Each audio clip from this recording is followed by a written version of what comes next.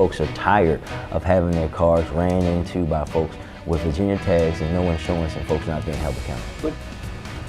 Cracking down on Marylanders who have out-of-state license plates. It's a problem people say they are sick of and want something done. We as a legislature have to get in front of it and do something about it because we cannot reward bad behavior.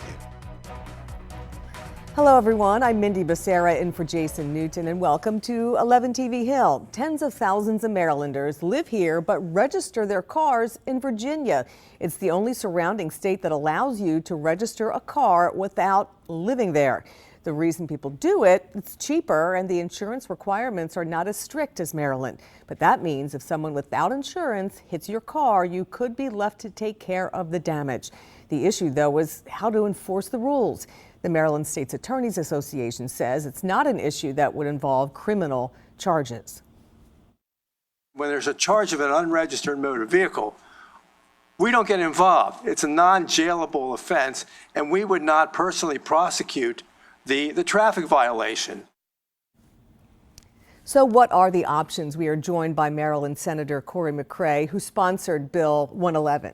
Correct. Yes, Good ma'am. to see you. It's Thank great you to so see you, much Mindy. for being here. First off, just how pervasive is this problem? I think all of us have seen a lot of people driving around with Virginia plates. It's becoming even more rampant when we think about the accidents and the insurance issues that's happening out there. From 2023, Mindy, to 2025, we've seen over 7,000 accidents with out-of-state tags, specifically 4 fatal crashes with Virginia tags from that standpoint. So it's very much an issue that our constituents are paying close attention to. So how do we tackle this problem?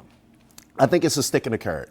I think that what we're going to do is that 60-day grace period where you're supposed to register unless you're like a college student or some type of military deployment. What happens then is that MVA, so Administrator Nizer and her team would then let them know with a warning letter and let them know, hey, you need to register your vehicle in the state of Maryland. And then there's some level of fine accruement that takes place. That's $7 a day up until capping at $400, little over $400. But then there's also these sticks. So the most extreme is the interim process that would take place. Okay. All right.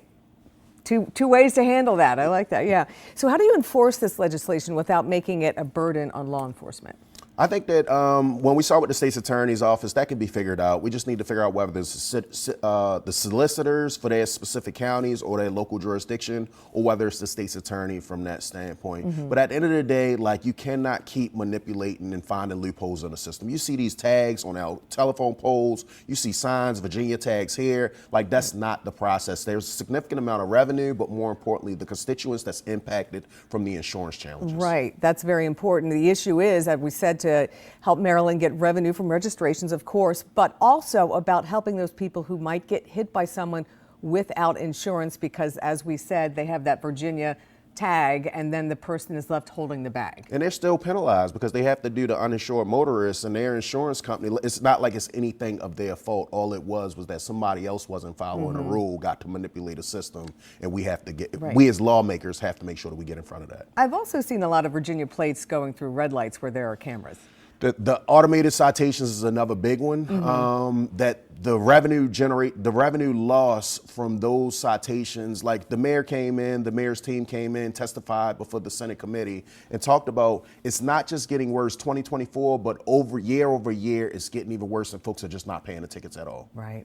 Well, a similar bill failed to gain traction last year. So why do you think it'll do better this year?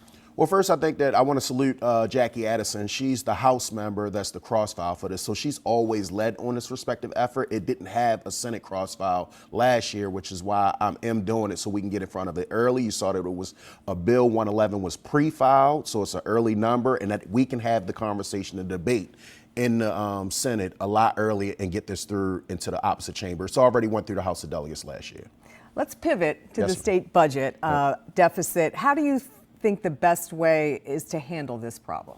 I think that one of the things is as things get tight, that we have to hold on to our principles and our values. We see the federal government kind of pushing more responsibility or more challenges onto our states. I'll give specifics. When we think about HR 1 and SNAP benefits and Medicaids and the cuts that came from that, when we look at Western Maryland and how they did not come out in a natural disaster and come and make sure that they help alleviate some of the pressures, we as a state gave Western Maryland $12 million. There's a budget appropriation, $12 million. And I agree with that, Mindy, because it's not a Baltimore City approach. It's not like a Harford County approach. We are one Maryland, and we have to act like that.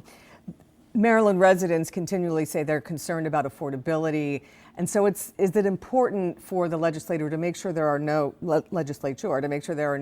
extra fees, taxes on people who already feel like they're struggling? Yep. First, I want to say that I am a Marylander too. Yeah, So right. just saying that raising a family of 4, making sure that you have different other things that are going on, I'm also concerned about the cost pressures that are put on my folk. And they're absolutely right. I'm glad that the governor said that there will be no new taxes at this, but we are going to have to tighten our belt. We have $1.5 billion that we're trying to figure out. When you look at DDA is under my portfolio, so that's under my purview, and figuring out like how do we make sure that we still protect the most vulnerable, but also making sure that we're realistic about the resources that we have to do that. Yeah, it's tough. It It's a is tough very balance. tough. Yeah. Thank you so much for being here. Thank you for the I really opportunity. appreciate it, Yep. and stay safe. Yes, ma'am.